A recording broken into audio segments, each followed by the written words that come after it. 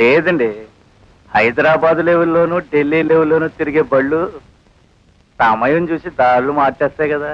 నీకు పిక్క బలమే కాదు, బుద్ధి బలం కూడా ఉంది. చూడు రాజు, రైలు కదలాలి అంటే జెండా మార్చాలి, లీడర్ కావాలి అంటే పార్టీ మార్చాలి.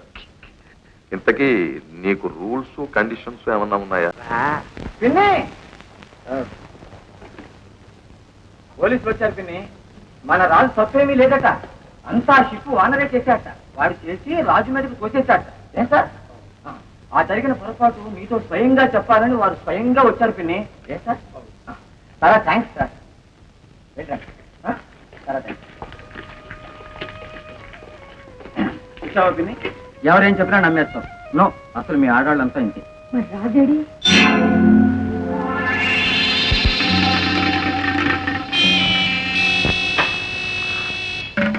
అయ్యా, ఆయన వచ్చేసారు. రండి బాబు, రండి.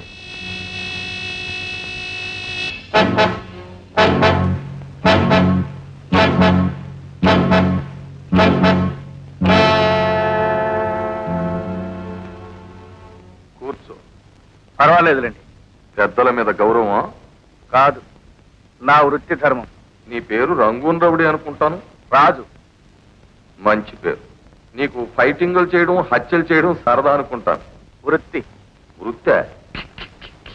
మొన్న నేను హైదరాబాద్ లో సీఎంతో మాట్లాడుతున్నప్పుడు ఆయన ఒక నెలాగే అడిగారు, ఏమిటయ్యా ఇలా రోజు వచ్చి కలుస్తావు అని.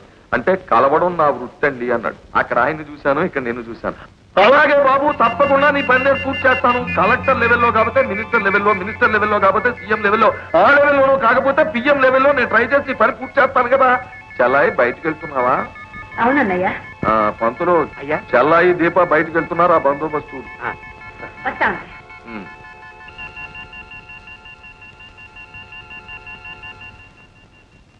ఏమిటి, బెజవాడ వెళ్లే బండి సడన్ గా హైదరాబాద్ రూట్కు మళ్ళీపోయింది ఏమిటా అని అనుకుంటున్నావా? లేదండి, హైదరాబాద్ లెవెల్లోనూ ఢిల్లీ లెవెల్లోనూ తిరిగే బళ్ళు సమయం చూసి దాళ్ళు మార్చేస్తాయి కదా. నీకు పిక్క బలమే కాదు, బుద్ధి బలం కూడా ఉంది. చూడు రాజు, రైలు కదలాలి అంటే జెండా మార్చాలి, లీడర్ కావాలి అంటే పార్టీ మార్చాలి. ఇంతకీ నీకు రూల్స్ కండిషన్స్ ఏమన్నా ఉన్నాయా? నాకున్న రూల్ ఒకటి, అప్పగించిన పని దేవుడు అడ్డొచ్చినా సరే ఆగకుండా చేయడం. కండిషన్ ఒకటే, అన్యాయం అని తెలిస్తే వానమైనా 4 పీకడం. రూల్ బాగానే ఉందయ్యా, కానీ కండిషనే బాగాలేదు. ఈ రెండింటికి ఇష్టమైతేనే నేను పని చేస్తాను, లేకపోతే వస్తా. ఆగు. వారిని పెళ్లి కుదుర్చుకునేటప్పుడు, పనిలో కుదిరేటప్పుడు అవతల వాళ్ళు యువతల వాళ్ళు కూడా తొందరపడకూడదు. నాకు రూలు కండిషను ఉన్నాయి. నువ్వు ఎంత కష్టపడితే అంత డబ్బు ఇస్తాను, అది నా రూలు. నేను నీకు ఓనన్ననే సంగతి నీకు నాకు ఈ పంతులకి తప్ప మూడో కంటి వాడికి తెలియకూడదు, అది నా కండిషన్. ఇష్టమైతే రేపే పనిలో చేరు, అక్కడ ఏం చేయాలో మా పంతులు చెబుతాడు. పంతులు, చూడు బాబు, నువ్వు చేయాల్సినటువంటి మొట్టమొదటి పని ఏమిటంటే, సిలోన్ రౌడీ అని ఒకడు ఉన్నాడు బాబు. గజనీ మహమ్మద్ లాగా మా మీద వరుసగా దండయాత్రలు చేసేస్తున్నాడు. వాడిని లేపేయాలి. ఆ లేపింది నువ్వని కానీ మరెవ్వరికీ తెలియకూడదు. కానీ వాడిని లేపడం అంత సులభం కాదు బాబు. వాడు రోజు సుమారు 25 కోడిగుడ్లు మాత్రలు మింగినట్టు మింగేస్తాడు. కారం తట్టించిన 1/2 డజను పెద్ద సైజు కోళ్లు ఆవకాయ ముక్కలు చీకినట్టు చీకి పారేస్తాడు. ఒక మేక తొడ భూమికలు కూడా మిగల్చకుండా సునాయాసంగా పీల్చి తిప్పి చేసి ఊడేస్తాడు. వీడెవడయ్యా వెధవ, ఫుడ్కి హెడ్ మాస్టరా? అంతే కదండి వాడు తినేది. ఓ పని చేయండి, ఇన్ని రోజులు నేను జైలు తిండి తిని కాస్త నీరసించిపోయాను. ఓ వారం రోజులు నన్ను మేపండి, ఆ తర్వాత వాడిని లేపేస్తాను. అలాగే వారం రోజుల కర్మ ఏమిటి, 4 రోజులు తిందుగాని నీకేం కావాలో చెప్పు. వాడు ఎన్ని గుడ్లు తింటాడు? 25. 50 తెప్పించండి. ఎన్ని కోళ్ళు? 1/2 డజను. డజన్ తెప్పించండి. 2 మేకతోళ్ళు. ఏమయ్యా, ఈ ఫైటింగ్ పేరు చెప్పు, నువ్వేమైనా మిలిటరీ హోటల్ ఒప్పే చేస్తావా?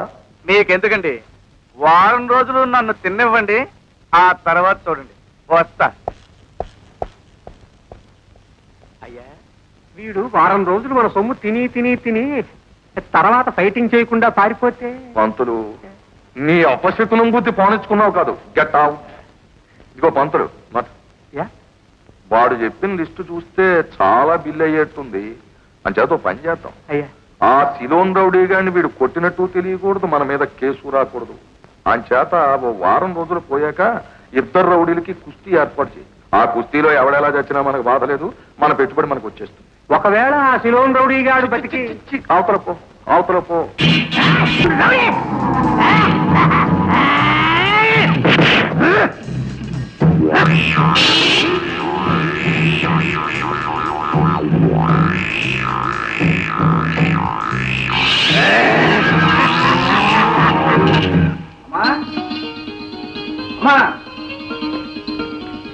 సరిగ్గా ఏమిటా ఇది? నాకు ఉద్యోగం దొరికిందమ్మా.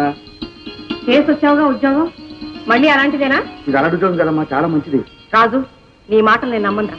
నాకు తెలుసమ్మా, అందుకే మేనేజర్ గారిని వెంట పెట్టుకొచ్చాను. మేనేజర్ గారు, అమ్మకు చెప్పండి. అమ్మా, చాలా అద్భుతమైన ఉద్యోగం, నెలకి 2000 రూపాయలు జీతం. 2000 రూపాయలు జీతమా? ఆ. మా వాడు ఏం చేయాలి? బందోబస్తు అంటే అంటే సిలోన్ రౌడీని సరిగ్గా చెప్పండి పంతులు గారు. అంతేనమ్మా, అంటే ఏం లేదమ్మా, అక్కడ చాలా మంది మనుషులు పనిచేస్తుంటారమ్మా, వాళ్ళందరి మీద చెకింగ్, బందోబస్తు అన్నమాట. అంటే సూపరింటెండెంట్ అనమాట. సూపరింటెండెంట్ బందోబస్తు నాకు 2000. ఇప్పటికే నమ్మేవా? తీసుకోమ్మా. మేనేజర్ గారు కొంచెం కాఫీ తీసుకోమ్మా. కూర్చోండి. కూర్చోనా?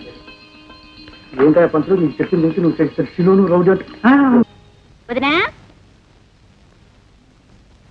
నువ్వు రావటం లేదా? ఎక్కడికి?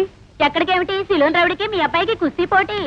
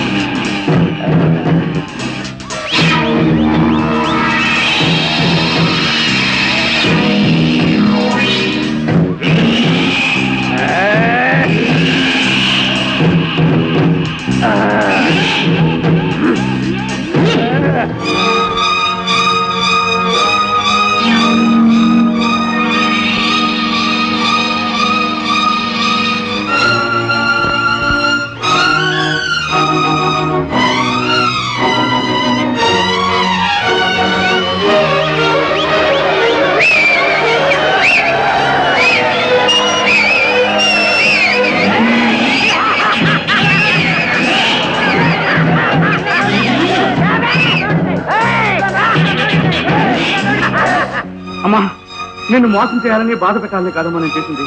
నిజం చెప్తున్నాను, ప్రమాణం చేసి చెప్తున్నాను. ఏం చేద్దామన్నా నన్ను రౌడీగా ముద్రేశారమ్మా. మనం చేసే పనులను పట్టే నలుగురు అలా అంటారు.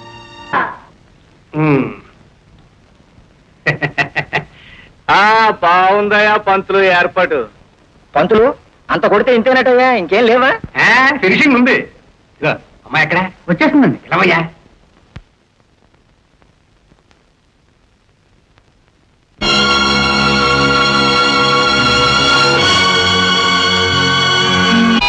ఏమిటా దుబ్బులు పెళ్లి కూతురులాగా?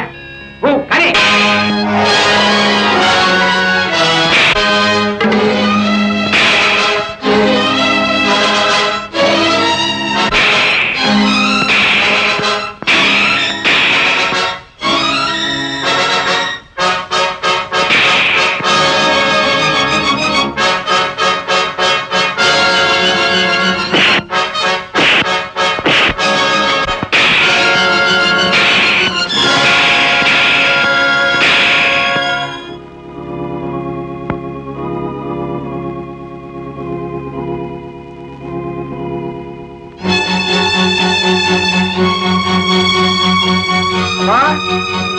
అమ్మా,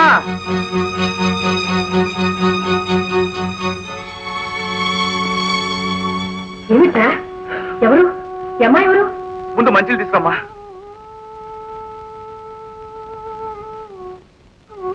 ఇందు, ఇందు,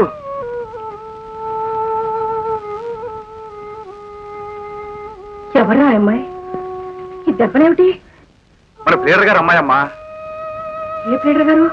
చిన్నప్పుడు నువ్వు పనిచేసావే, అదేనమ్మా. చిన్నప్పుడు నన్ను తన్ని పోలీసులు కప్పు చెప్తున్నారే, ఆ ప్లేడర్ గారు అమ్మాయి.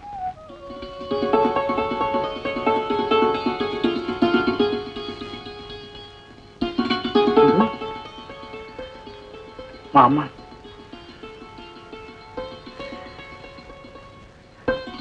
అమ్మా, చిన్నప్పుడు ఎందుకు నువ్వు నల్లదయ్యంగా ఎత్తుకుపోయాడని చెప్పానే, ఇన్నాళ్ళు వానింట్లోనే ఉందమ్మా. చూడమ్మా ఎలా కొట్టాడు. వాడు మనిషా రాక్షసుడా? రెండూ కాదమ్మా, నువ్వేమో ఎవరి మీద చెయ్యొద్దంటావు. ఇలాంటివి జరుగుతుంటే చూస్తూ చూస్తూ ఎలా ఊరుకోమంటావమ్మా?